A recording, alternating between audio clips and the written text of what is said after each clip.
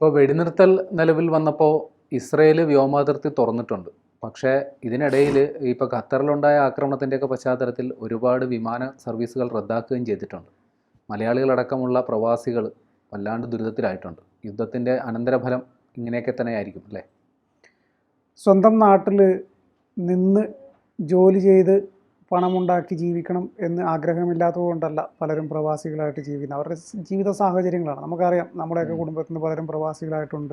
അതെ, പോയി വന്നവരൊക്കെ ഉള്ളപ്പോൾ അവർ പറയുന്ന കഥകളൊക്കെ നമ്മൾ കേട്ടിട്ടുണ്ടാവും. നമ്മളിവിടെ നല്ല സുഖ സൗകര്യത്തിൽ ജീവിക്കുമ്പോൾ ഒരിടുങ്ങിയ മുറിയിൽ 8ഉം 10ഉം ആളുകൾ ഒരേ സമയം ജീവിക്കുന്നു. പക്ഷെ അവർ വളരെ സന്തോഷത്തോടു കൂടെ അവരെല്ലാം പാട്ടൊക്കെ പാടിയിട്ട് ഒരു ലേബർ ക്യാമ്പിൽ അവർ അങ്ങനെ ജീവിച്ചു പോകുന്ന ആളുകളാണ്. അപ്പോൾ അങ്ങനെയുള്ള ആളുകൾ അവരുടെ ജീവിതം വീണ്ടും ഒരു പ്രതിസന്ധിയിലേക്ക് പോകുന്നു എന്ന് പറയുമ്പോൾ അത് വളരെ സങ്കടമുള്ളൊരു കാര്യമാണ്.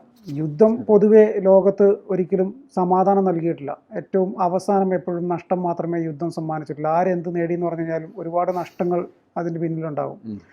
ഇവിടെ ഇറാനും ഇസ്രായേലും തമ്മിൽ കഴിഞ്ഞ കുറേ ദിവസങ്ങളായിട്ട് യുദ്ധമാണ്.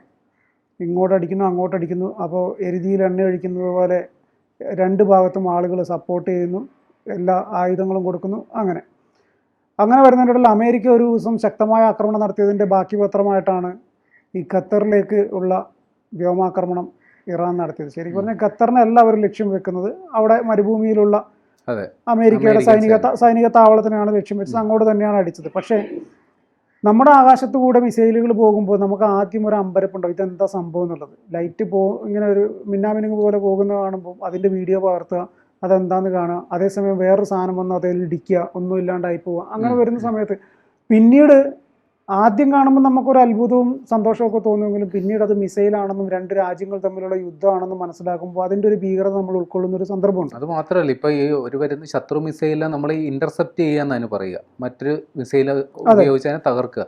സംഭവം അത് വന്ന് വീഴുമ്പോഴുള്ള ആഘാതം ഇല്ലാതായെന്ന് മാത്രമേ ഉള്ളൂ. ഇത് ആകാശത്ത് വെച്ച് അത് പൊട്ടിത്തെറിക്കുക, അതിന്റെ അവശിഷ്ടങ്ങൾ ഭീമാകാരമായ അവശിഷ്ടങ്ങളാണ്. അത് ഒരുപാട് അപകടങ്ങൾ അങ്ങനെ ഉണ്ടാവും. അപ്പോൾ ഇന്നലെ ഖത്തറിൽ ഇതേപോലെ ഒരു ആക്രമണം നടത്തിയപ്പോൾ ഇതേ സമാനമായ ദൃശ്യങ്ങളാണ് നമ്മൾ കണ്ടത്. അപ്പോൾ അത് കഴിഞ്ഞ് പൊടുന്നനെ സംഭവിച്ചൊരു കാര്യം എന്ന് വെച്ച് കഴിഞ്ഞാൽ ഖത്തർ വ്യോമ അതിർത്തി അങ്ങ് അടച്ചു.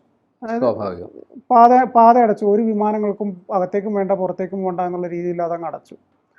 അതടച്ചു കഴിഞ്ഞപ്പോൾ സ്വാഭാവികമായിട്ടും ഖത്തറിൽ നിന്ന് കേരളത്തിലേക്ക് വരേണ്ട ആളുകൾ, നമ്മൾ സംസാരിക്കണം, നമ്മൾ മലയാളികളെ കണക്ട് ചെയ്ത് സംസാരിക്കുകയാണെങ്കിൽ കേരളത്തിലേക്ക് വരേണ്ട ആളുകൾ ഉൾപ്പെടെ പ്രതിസന്ധിയിലായി. കേരളത്തിൽ നിന്ന് ജോലി ചെയ്യാൻ വേണ്ടിയിട്ട് ഖത്തറിലേക്ക് പോകേണ്ട ആളുകളും പ്രതിസന്ധിയിലായി. കേരളത്തിൽ നിന്നുള്ള നിരവധി വിമാനങ്ങൾ പൊടുന്നനെ റദ്ദ് ചെയ്തു. ഖത്തറിൽ നിന്ന് കേരളത്തിലേക്ക് തിരുവനന്തപുരത്തേക്ക് വരേണ്ട വിമാനമായിരുന്നു ആദ്യത്തേത്. ആ വിമാനം റദ്ദ് ചെയ്തു. ആ വിമാനം റദ്ദ് ചെയ്തപ്പോഴാണ് മുതുകാടിൻ്റെ ഒരു വാർത്ത വന്നത്. ഞാനിവിടെ ഉണ്ട്. പക്ഷേ ഇവിടെ എല്ലാവരും ആകെ ആശങ്കയിലാണ്. എന്താണ് ഇവിടെ സംഭവിക്കുന്നതെന്ന് ആർക്കും മനസ്സിലാവുന്നില്ല. എന്താണ് വിമാനങ്ങൾ വൈകാൻ കാരണം എന്നുള്ളതും കൃത്യമായിട്ട് വിവരങ്ങൾ ലഭിച്ചില്ല. ടെക്നിക്കൽ ഇഷ്യൂസ് എന്ന് മാത്രമാണ് അനൗൺസ് ചെയ്തിട്ടുള്ളത് എന്നൊക്കെയാണ് മുതുകാട് ആദ്യം പറഞ്ഞിരുന്നത്. പുള്ളി പിന്നീട് പോസ്റ്റ് പുള്ളിയുടെ ഒരു സുഹൃത്തിന്റെ വീട്ടിലുണ്ട്, അതെ, കുഴപ്പമൊന്നുമില്ല, എല്ലാവരും വിളിച്ച് അന്വേഷിച്ചതിന് നന്ദി എന്നൊക്കെ പറഞ്ഞിട്ടുണ്ട്. അതെ, പക്ഷേ മുതുകാട് എന്ന് നമുക്ക് അറിയുന്ന ഒരാളുള്ളതുകൊണ്ട് പറഞ്ഞതേ. പക്ഷേ അവിടെ ആയിരക്കണക്കിന് പ്രവാസികൾ ഇതേപോലെ തിരുവനന്തപുരത്തേക്കും കൊച്ചിയിലേക്കും കണ്ണൂരേക്കും ഒക്കെ വരാൻ വേണ്ടിയിട്ട് കാത്തിരിക്കുന്ന ഒരുപാട് ആളുകളുണ്ടാവും. നമ്മൾ മലയാളികളെ റിലേറ്റ് ചെയ്ത് സംസാരിക്കുമ്പോൾ നമ്മളെ കുടുംബത്തിലേക്ക് വരുന്ന ഒരാൾ വൈകിയാൽ, ഒരാളുടെ വിമാനം അവിടെ നിന്ന് പുറപ്പെടാൻ വൈകി കഴിഞ്ഞാൽ നമുക്കുണ്ടാകുന്ന ഒരു അങ്കലാപ്പുണ്ട്, നമുക്കുണ്ടാകുന്ന ഒരു മാനസിക വിഷമം. അതനുഭവിച്ചതാണ് ഇന്നലെ മലയാളികൾ. അപ്പോഴാണ് മലയാളികൾക്ക് മനസ്സിലാകുന്നത്, നമുക്കുൾപ്പെടെ മനസ്സിലാകുന്നത്, യുദ്ധം എത്രമാത്രം ഭീകരതയുള്ളതാണ്. യുദ്ധം ഇപ്പോൾ ഏത് കോണിൽ നടന്നു കഴിഞ്ഞാലും യുദ്ധം നമ്മളെ ഏത് രീതിയിൽ ബാധിക്കും എന്നുള്ളത്. ഇന്നലെ ഈ ആക്രമണം നടക്കുന്ന സമയത്ത് ആകാശത്ത് പല സ്ഥലങ്ങളിലായിട്ട്, പല വ്യോമപാതകളിലായിട്ട് ഖത്തറിലേക്ക് വരുന്ന ഒരുപാട് വിമാനങ്ങളുണ്ടായിരുന്നു. ഈ വിമാനങ്ങൾക്കൊക്കെ പൊടുന്നതിന് സിഗ്നൽ ലഭിക്കുകയാണ്, എവിടെ നിന്ന് പറന്നുയർന്നു അങ്ങോട്ട് തന്നെ തിരിച്ചു പോകാൻ. മണിക്കൂറുകളോളം ഓടിയ വിമാനങ്ങൾ പലതും തിരിച്ച് അതേ എയർപോർട്ടുകളിലേക്ക് തിരിച്ചു പോവുകയാണ് ചെയ്യുന്നത്. എന്നിട്ട് പിന്നീട് ഒരുപാട് മണിക്കൂറുകൾ വൈകിയതിന് ശേഷമാണ് ഇത് വീണ്ടും യാത്ര ആരംഭിക്കുന്നത്.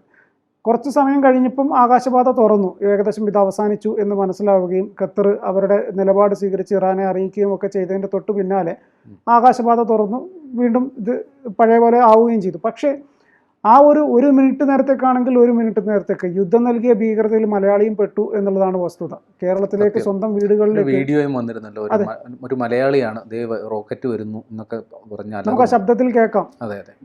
അപ്പോൾ അത് തന്നെ ഞാൻ പറഞ്ഞു വരുന്ന ഇത്രയേ ഉള്ളൂ. ലോകത്തിൻ്റെ ഏത് കോണിലായാലും യുദ്ധം നടന്നു കഴിഞ്ഞാൽ അതിൽ മലയാളികൾ പെടും. അത് ഇപ്പം നമ്മൾ മിഡിൽ ഈസ്റ്റിൽ ഇത്രയും അടുത്തെത്തി യുദ്ധം നടക്കുന്നു നമുക്ക് മനസ്സിലാക്കി.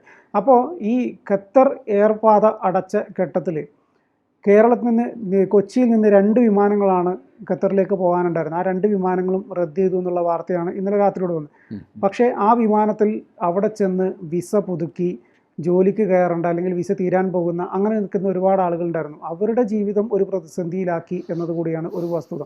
ഇപ്പോൾ ഈ കഴിഞ്ഞ ദിവസങ്ങളിൽ നമ്മൾ ഇതേ വാർത്ത പലതവണ ചെയ്തിട്ടുള്ളതാണ് ഈ യുദ്ധത്തെക്കുറിച്ചുള്ള.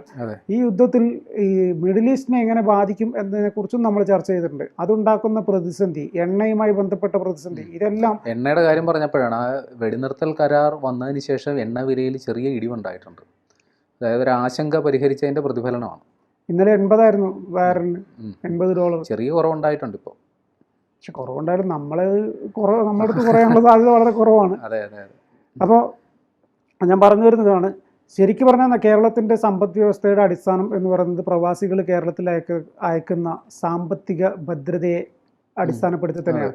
അതിൻ്റെ ചൂട് പിടിച്ചാണ് ഇന്നലെയല്ല വർഷങ്ങൾക്ക് മുമ്പേ കേരളം വളർന്നുകൊണ്ടിരുന്നത്. അതുകൊണ്ട് തന്നെയാണ് കേരളത്തിലേക്ക് ഒഴുകി വരുന്ന ദുബായ്, ഖത്തർ, അങ്ങനെയുള്ള സ്ഥലങ്ങളിൽ നിന്നൊക്കെ വരുന്ന തുകയാണ് ഇപ്പോഴാണ് പിന്നീട് കുറേ നഴ്സുമാരും ഒക്കെ പഠിച്ച് കാനഡയിലേക്കും അമേരിക്കയിലേക്കും യൂറോപ്പിലേക്കൊക്കെ. പക്ഷെ അടിസ്ഥാനം എന്ന് പറഞ്ഞു കഴിഞ്ഞാൽ ഗൾഫ് കൺട്രീസ് ആണ് നമ്മുടെ സമ്പദ് വ്യവസ്ഥയുടെ അടിസ്ഥാനം എന്ന് നമുക്ക് പറയാം. അങ്ങനെയുള്ളവർ, അതായത് തൊഴിലെടുക്കാൻ പോകുന്നവർ അവിടെ, ഈ പ്രൊഫഷണൽ ജോലിക്ക് പോകുന്നവർ യൂറോപ്പിലോട്ട്, അല്ലാണ്ട് അടിസ്ഥാനപരമായ ജോലികൾക്കൊക്കെ പോകുന്ന ഏറിയ പങ്കും മിഡിൽ ഈസ്റ്റിലേക്ക് തന്നെയാണ് പോകുന്നത്. അപ്പോൾ അതിൻ്റെ വേറൊരു പ്രത്യേകത വെച്ച് കഴിഞ്ഞാൽ ഇവിടെ നിന്ന് ഈ മിഡിൽ ഈസ്റ്റിലേക്ക് പോകുന്ന ആളുകൾ 50, 60, 40 വർഷമൊക്കെ അവിടെ കഷ്ടപ്പെട്ടിട്ടാണ് നമ്മളെ കേരളത്തെ ഇത്രയും വളർത്തിക്കൊണ്ടുവന്നത് എന്നത് ഒരു അടിസ്ഥാനപരമായ കാര്യമാണ്. അത് നമ്മൾ അങ്ങനെ തന്നെ പറയുക ചെയ്യണം. ഇവിടുത്തെ ഭരണകർത്താക്കൾ ഉണ്ടാക്കിയ കേരളമാണെന്നോ അല്ലെങ്കിൽ ഒന്നും അതിലൊന്നൊരു പറയുന്നതിൽ അർത്ഥമില്ല. അവരയക്കുന്ന പൈസ കൊണ്ട് ഉണ്ടാക്കിയെടുത്തതാണ് ഇവിടുത്തെ കേരളം. അപ്പോൾ ഇന്നലെ ഇതേപോലെ തന്നെ യുദ്ധം ഖത്തറിലേക്കും നീണ്ട ഘട്ടത്തിൽ പല കുടുംബങ്ങളിലും ഉണ്ടായ ഒരു ആശങ്കയാണ് ഈ പറഞ്ഞു വരുന്നത് നമ്മൾ.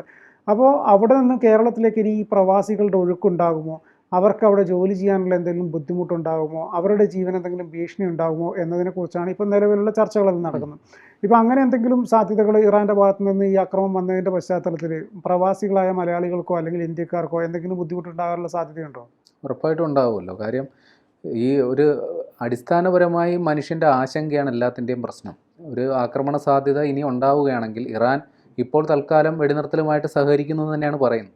പക്ഷേ നമുക്കത് എത്ര കാലം, കാര്യം ഈ ഇറാനും ഇസ്രയേലും തമ്മിലുള്ള ശത്രുത, സംഘർഷം എന്ന് പറയുന്നത് ഇന്നും ഇന്നലെയും തുടങ്ങിയതൊന്നുമല്ല, കാലങ്ങളായിട്ടുണ്ട്. 2024 കഴിഞ്ഞ വർഷവും സമാനമായ രീതിയിൽ ഇസ്രയേലിന് നേരെ ഇറാൻ്റെ ആക്രമണമൊക്കെ ഉണ്ടായിരുന്നു. അപ്പോൾ ഇത് ഇപ്പോൾ താൽക്കാലികമായിട്ടൊരു വിരാമമായിട്ടുണ്ട് എന്നത് നമുക്ക് മനസ്സിലാക്കണം. പക്ഷേ അത് അധിക നാൾ നീണ്ടു നിൽക്കില്ല. കാര്യം ഇസ്രായേലിനെ സംബന്ധിച്ച് ഗസ അവരുടെ ഒരു വീക്ക് പോയിൻ്റാണ്. ഗസയിൽ അവരുടെ പദ്ധതികൾ നടപ്പിലാക്കണമെങ്കിൽ അവർ സൈലൻ്റ് ആവണം, അവർ നിശബ്ദമായേ പറ്റൂ. ആ ഒരു ലക്ഷ്യം വെച്ചിട്ടാണ് ഇസ്രായേൽ ഇറാനെ നേരെ ആക്രമണം ഉണ്ടാക്കിയത്. അല്ലാണ്ട് ഇറാനിൽ ആണവായുധമുണ്ട് എങ്കിൽ പറഞ്ഞാൽ പല രാജ്യങ്ങളുടെ കയ്യിലും ആണവായുധമുണ്ട്. ഇപ്പോൾ പാകിസ്ഥാനിൻ്റെ കയ്യിൽ ആണവായുധമുണ്ട് എന്ന് വെച്ച് പാകിസ്ഥാനെ ആരെങ്കിലും ആക്രമിക്കാൻ പോയിട്ടുണ്ടോ? ഇല്ലല്ലോ.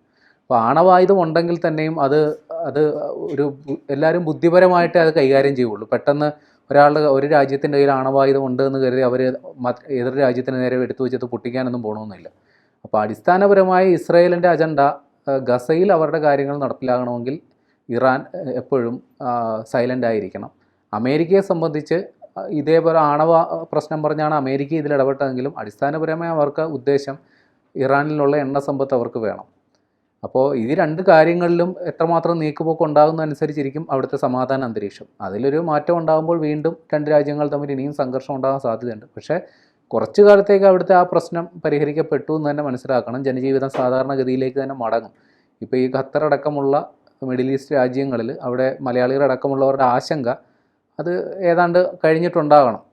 അതുകൊണ്ട് തന്നെ വലിയ പ്രശ്നമില്ലാത്ത രീതിയിൽ കാര്യങ്ങൾ മുമ്പോട്ട് പോകാനാണ് ഇനി സാധ്യത.